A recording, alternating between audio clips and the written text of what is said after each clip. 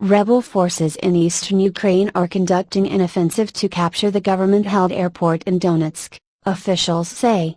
Pro-Russian rebels have tried several times in recent weeks to take the airport, which lies to the northwest of the city. The insurgents continued an offensive, begun on Wednesday, on a broad front, the Ukrainian military says.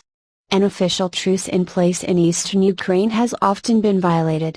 The ceasefire was called on 5 September, but on Wednesday 4 people were killed by a shell which landed on a school in Donetsk, and 6 died when a minibus was hit.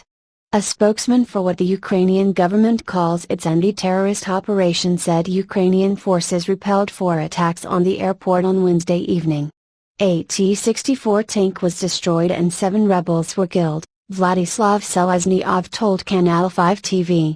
The rebels used tanks, multiple launch rocket systems, artillery and mortars, he said, resuming their attacks on Thursday morning with small arms fire.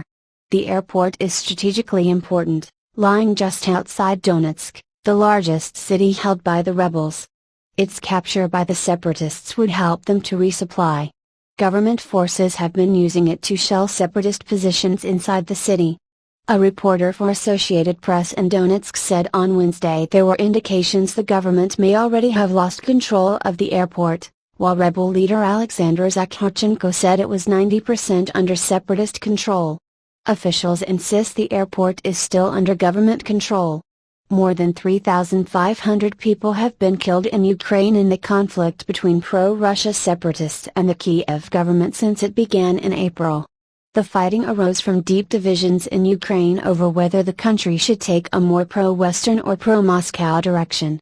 Russia seized the Crimean Peninsula from Ukraine in March and separatists later declared independence in the 2 eastern regions of Donetsk and Luhansk. Russia denies Western accusations that it is sending heavy weaponry to the rebels or Russian soldiers to back them. But the Kremlin concedes that volunteers